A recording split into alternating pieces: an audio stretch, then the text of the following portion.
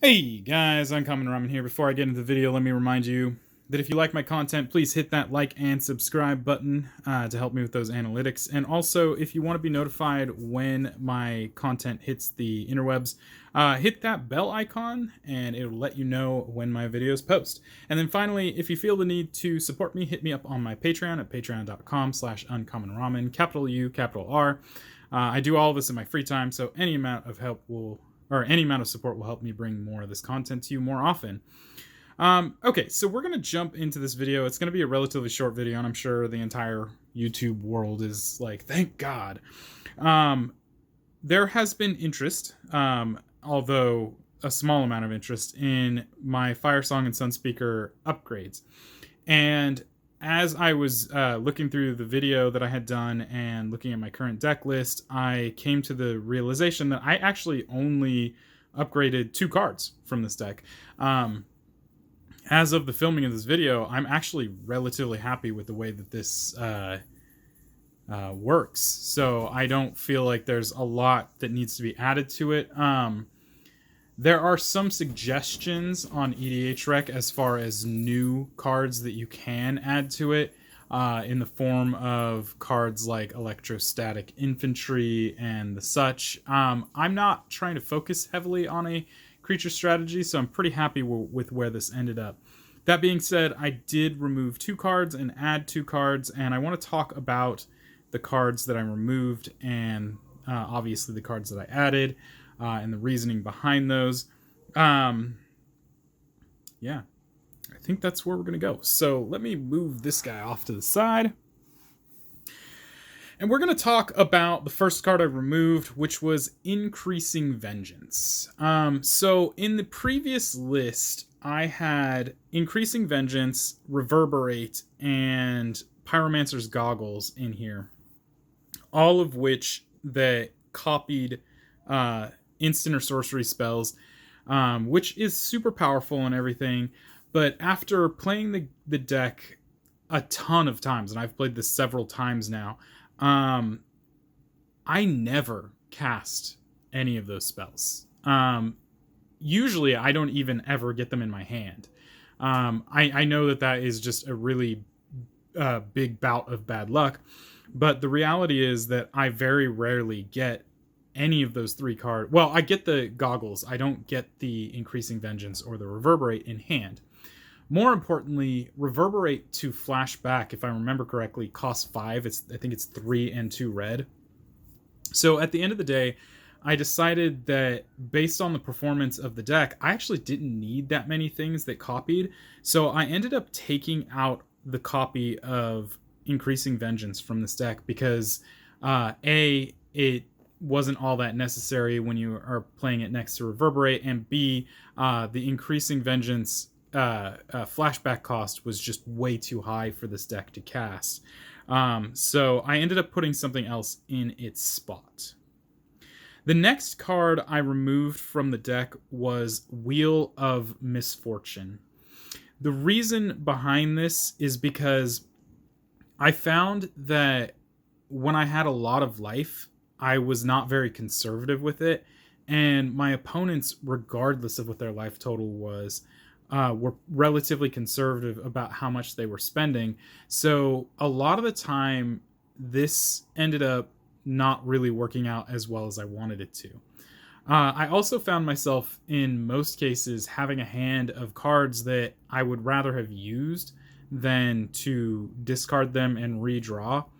And I found it to be somewhat clunky in this deck. Not to mention that I found myself in a lot of positions that warranted removing cards in the first place. So 2 of the biggest issues that I ran into with Firesong and Sunspeaker was A, keeping Firesong and Sunspeaker on the table. So the problem is that Firesong and Sunspeaker basically helms a deck that kind of says if you have Firesong and Sunspeaker in play, it's going to get out of hand. And so a lot of people look at Firesong and Sunspeaker as kind of a kill on sight commander, which means that I end up having to find more creative ways to win the game. So I had to figure out ways to allow Firesong and Sunspeaker to last longer. The other problem that I had with this deck was making sure that I was getting land drops and card draws as frequently as I possibly could. Because again, with Firesong and Sunspeaker dying a lot, that meant that I was paying increasing amounts of mana just to put Firesong and Sunspeaker back into play.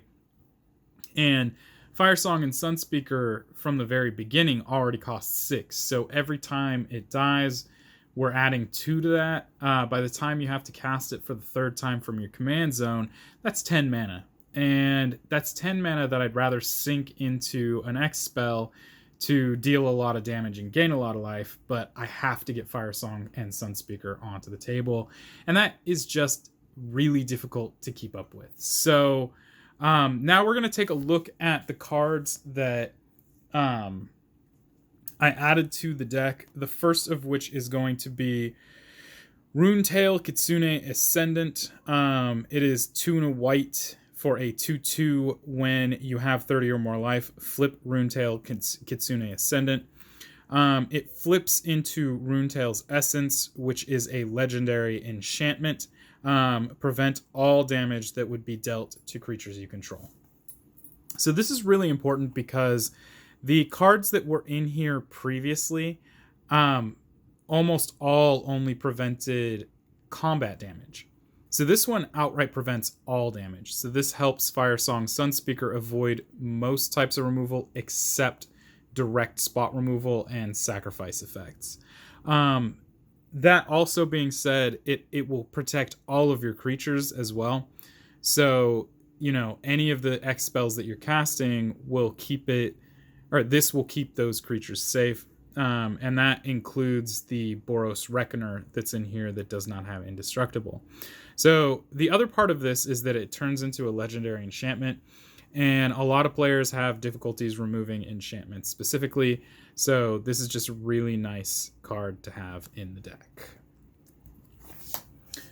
And the second spell that I added to this was Smuggler Share. This is 2 and a white for an enchantment. At the beginning of each end step, draw a card for each opponent who drew 2 or more cards this turn. Then create a treasure token for each opponent who had 2 or more lands enter the battlefield under their control this turn. This is a very important card for this deck because, again, one of the big things that I have trouble with is drawing cards as often as I can and getting mana as quickly as possible to help mitigate the increasing cost of Firesong and Sunspeaker.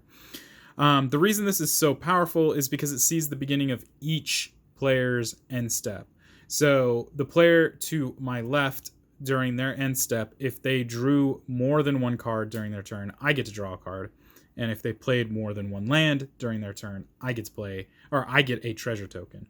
And this is synonymous with each player's turn until it becomes mine, which, in some cases it may do nothing. But if you're playing a player who's playing green, this is likely to give you treasure tokens. If you're playing a player who's playing green or blue, or black to some degree, you're probably going to draw a couple of cards. And it was these 2 cards that added enough oomph to this deck to allow for it to perform at a slightly higher level than when I had cards like Increasing Vengeance and Wheel of Misfortune, because more often than not, those cards ended up being dead cards in my hand. So that is the 2 cards that I added to the deck. I know this isn't very long, and a lot of people are going to be like, that's it? Well, to be honest with you, this was a pretty good upgrade. And again, with my pod, we're not going for competitive, and we're not going for, level 8, level 9 type play. We tend to stick between the 5 to 7 range, and this kind of did what I needed it to do. And that's it, guys. If you have any questions or comments, leave those down below. I will add the Moxfield link to my Moxfield entry of this deck in the description down below, so that you can see the deck list as it is today. And yeah, that's it, guys. Until next time. Peace.